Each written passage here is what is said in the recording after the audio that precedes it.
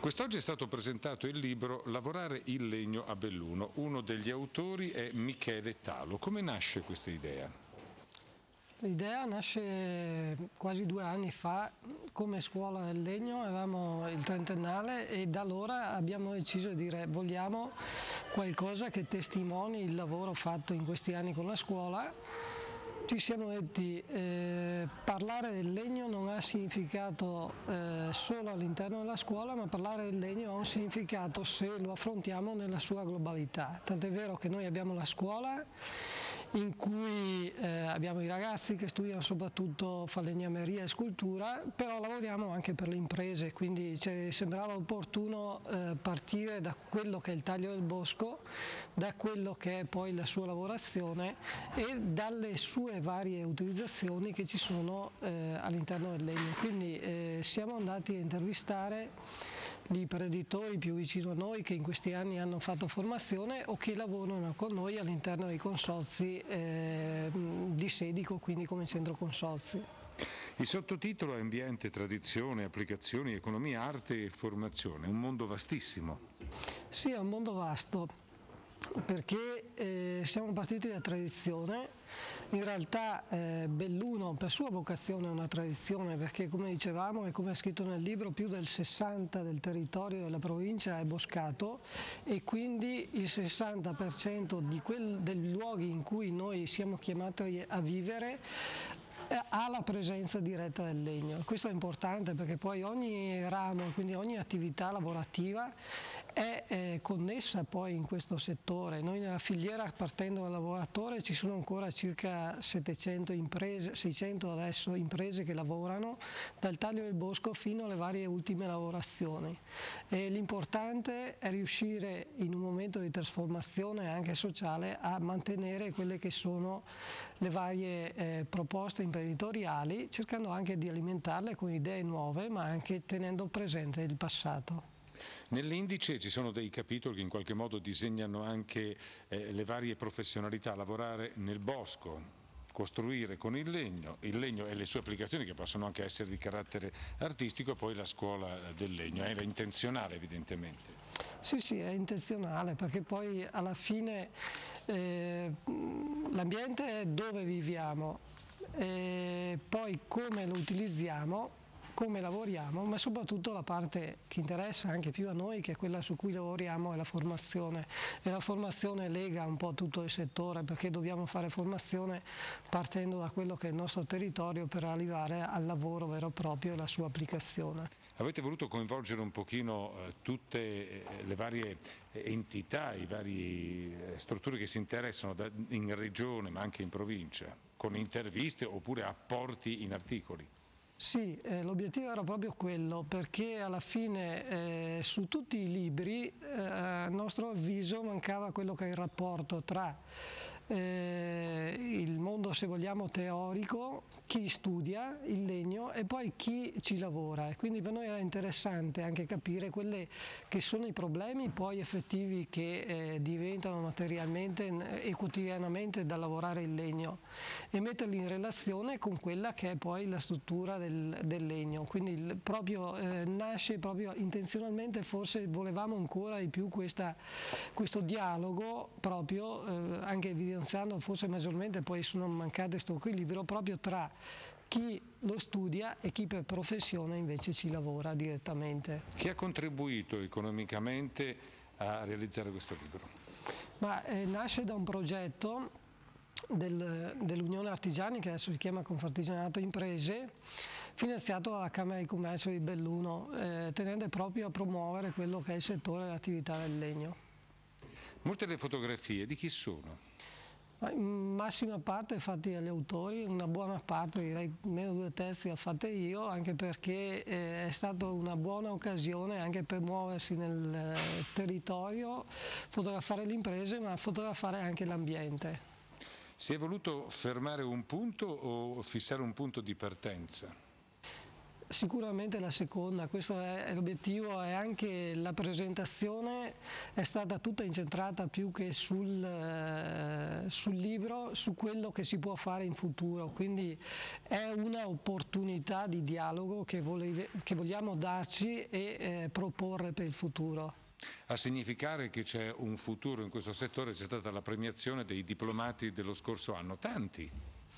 Diciamo che anche qualcuno mancava proprio per esigenze di lavoro, il che è anche un bene, perché alla fine se non potuto muoversi vuol dire che il lavoro un po' si muove. È un momento di crisi, si sta comunque, noi a livello di adesioni è forse l'anno in cui abbiamo il maggior numero di frequentanti la scuola.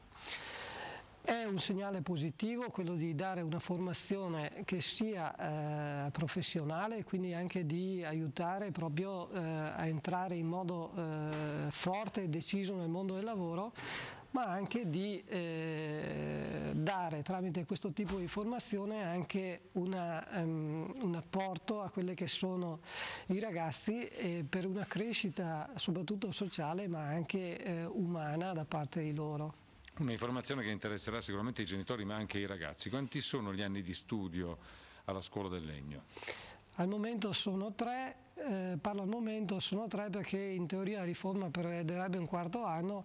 Naturalmente a fianco di queste iniziative noi cerchiamo anche di crearne di altro, quindi di trovare gli stimoli tramite altre attività formative che possono essere in aggiunta con fondi comunitari, oppure anche attività se vogliamo hobbistiche. Facciamo i corsi serali per, soprattutto adesso stiamo lavorando sulle maschere, su lavorazioni artistiche di questo tipo. Un libro scritto a 4 mani, quanto ci avete messo a realizzarlo? Ma è un lavoro che ci ha preso circa 6-7 mesi. Ovviamente alcuni materiali erano stati acquisiti anche prima e poi c'è stata l'elaborazione, la struttura dell'indice, come spesso avviene, fino ad arrivare alla conclusione dell'opera, l'impaginazione, la scelta delle foto, e è stato un lavoro molto interessante. Un lavoro che ha richiesto la raccolta di molte testimonianze. Sì, abbiamo cercato di capire come si sviluppa qui a Belluno la filiera del legno, quindi da chi possiede i boschi, le regole, i comuni, a chi poi lavora materialmente il legno, le segherie, e poi le aziende che fanno semilavorati, fino a chi con legno fa case o addirittura degli occhiali georeferenziati, cioè indicando poi la zona di provenienza del legno con cui poi vengono fatti questi occhiali. I 2 autori hanno chiesto anche molte collaborazioni. Chi ha partecipato alla realizzazione del libro? Ma sì, abbiamo cercato di individuare delle persone che potessero avere in qualche maniera delle competenze specifiche. I collaboratori sono molti, oltre a quelli intervistati. Abbiamo funzionari della regione che si occupano in particolare delle abitazioni di montagna, abbiamo proprietari di segherie, abbiamo chi con legno costruisce infissi, ma anche case, anche i solai, i tetti, quindi parti di abitazioni che vengono costruite con questo materiale. In più abbiamo richiesto una presentazione al professor Angelo Funesnova, che è uno dei massimi conoscitori del legno e che è stato insignito anche da parte dell'Università di Padova qualche anno fa della laurea honoris causa in scienze forestali. Il vostro è un libro dedicato al legno non solo come materiale di costruzione, quindi come un bene economico, ma anche culturale, sociale? Certo, abbiamo cercato anche di far capire cosa si può fare con il legno. D'altra parte la scuola del legno di Sedico, a cui il libro è dedicato in occasione dei 30 anni appunto della scuola stessa, fa anche delle realizzazioni artistiche. Ad esempio proprio nei giorni in cui facevamo il libro loro stavano realizzando il dipinto Guernica di Picasso, tutto costruito con pezzi in legno, verrà presentato prossimamente, e questo è un classico esempio di come l'arte si sposa col legno. Ma all'interno c'è anche un capitolo dedicato a Vico Calabrò, che è uno dei massimi pittori che hanno dedicato la loro vita alle Dolomiti. Lui ha affrescato la Stua di Padola. La Stua di Padola era quella specie di diga dove confluivano i tronchi e poi venivano attraverso il torrente Padola e poi il Piave portati verso valle. Il manufatto è stato conservato, rimesso a nuovo, e in una parte, ecco, Vico Calabrò ha disegnato con la sua maestria proprio le fasi della lavorazione del legno. Lei nella presentazione ha citato alcuni particolari, alcuni aneddoti a realizzare questo libro, ce ne vuole raccontare uno? Ma sì, mi è capitato, girando appunto per il Corriere delle Alpi, il quotidiano per cui lavoro, di incontrare appunto imprenditori che hanno delle bellissime storie. Come spesso succede, le storie più belle sono quelle che rimangono nel cassetto e che bisogna andare a scavare pian piano. E ho trovato ad esempio a Cimagogna, nel comune di Auronzo, una segheria che lavora il legno antico. E nel piazzale di questa segheria c'erano accatastate le bricole veneziane, cioè quei pali che a Venezia servono per consentire l'attracco delle barche. Allora la cosa molto interessante, riflettendoci, è questa: c'è una sorta di ping pong del legno che dal Cadore nel 1400-1500 è stato portato a Venezia attraverso il Piave, e buona parte di Venezia è costruita sulle palafitte del legno cadorino, e poi adesso, una volta che è stato deciso di togliere queste bricole, sono state riportate in Cadore, lì vengono lavorate, viene fatto un legno particolare pregiato per fare dei pavimenti, e poi alcuni di questi legnami sono tornati all'isola di Torcello, ad esempio, in un ristorante. La cosa simpatica che poi ho saputo successivamente è che questo ristorante periodicamente va sotto acqua e i pavimenti in legno non subiscono non hanno nessun problema, perché il legno è già abituato all'acqua di mare, no? E quindi questa è un'altra cosa molto simpatica. Ma lo stesso imprenditore è stato l'artefice della casa del maestro Pavarotti a Modena, perché Pavarotti voleva che venisse costruita una casa con legno pregiato e ha chiesto appunto legno del Cadore. Il fatto di intitolare il libro Lavorare il legno a Belluno è territorializzare oppure per dare un'identità? Ma diciamo che il tentativo è quello di dire: il legno è una risorsa di Belluno. Sottolineiamo questo e facciamo sì che questa risorsa venga adeguatamente sfruttata a favore dell'economia bellunese. Ecco, questo è una sorta di marchio di qualità che secondo me dovrebbe essere valorizzato da tutta la società bellunese. Come abbiamo visto, il legno cresce molto di più di quello che si possa utilizzare, quindi è un bene rinnovabile che può veramente diventare una ricchezza. Tra i relatori quest'oggi anche Gianni Secco, che è un'autorità per quanto riguarda la tradizione. Legno e tradizione sono inscindibili. Certamente. Per la nostra cultura popolare, visto che stiamo in montagna e abbiamo anche delle foreste, difficile chiamarle foreste quando si comincia a girare il mondo e si vedono quelle degli altri nei paesi sconfinati del Brasile o del Canada, faccio per dire, però insomma noi abbiamo le nostre belle montagne che tutti ci invidiano, e Dolomiti, che insomma sono ricche di materia prima, di alberi che noi abbiamo sempre sfruttato. Insomma, noi siamo vissuti con gli alberi e con le pecore, le capre per secoli, queste sono state le nostre risorse, tutto sommato. E d'altronde il detto che la scheggia non va lontano dall'albero, che è il nostro modo di dire, che trova anche diverse versioni dialettali, indica appunto che padre e figlio sono di carattere ligneo. Diciamo che ai bellunesi anche ha la testa adatta a questo proverbio, nel senso che tante volte gli zoc. Ecco, a proposito come abbiamo visto. Ecco, a proposito di bellunese zoc, una delle affermazioni è che noi non riusciamo ad andare d'accordo, pure il legno ha una tradizione che deve mettere d'accordo tutti. Ma non è così facile, nel senso che le regole che hanno caratterizzato e che caratterizzano ancora il nostro territorio sono entità autosufficienti.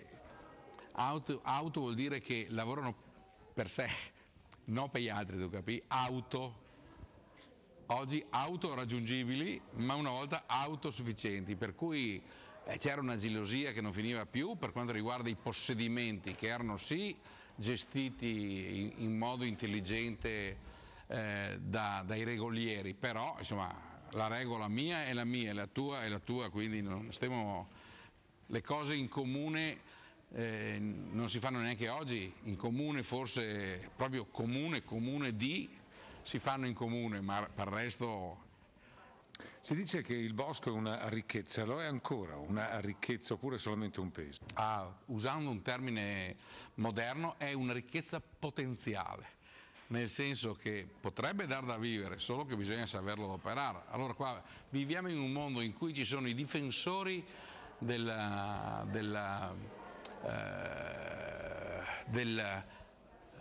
identità del bosco e della sua purezza, della sua naturalezza, che dimenticano che i nostri boschi di naturale avevano poco o niente, ovvero se no te curea viene fuori un disastro, perché il bosco se non è curato diventa una foresta impenetrabile, cioè ci cresce di tutto.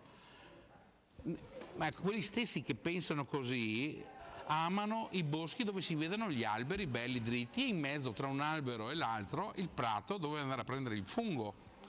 Cioè, non gli hai idea di cos'è la natura, secondo me. Un po' di contraddizioni. Oh, ce ne sono al giorno d'oggi.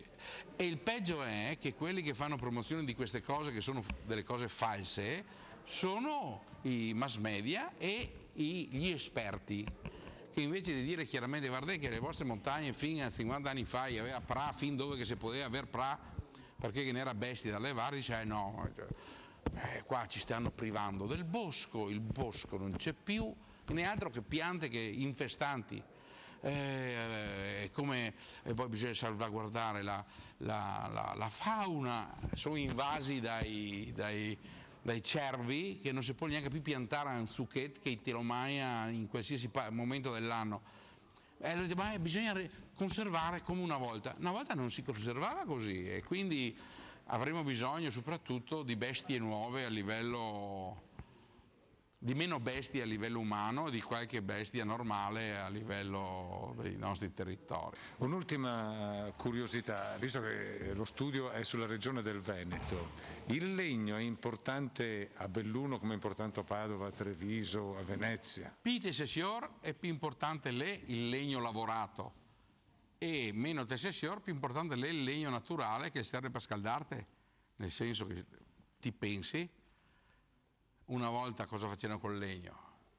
Col legno i legni pregiati, le parti migliori andavano a finire sulle navi, sui mobili dei siori, e la ramaglia serviva per impizzare il fuoco a quei pipoaretti.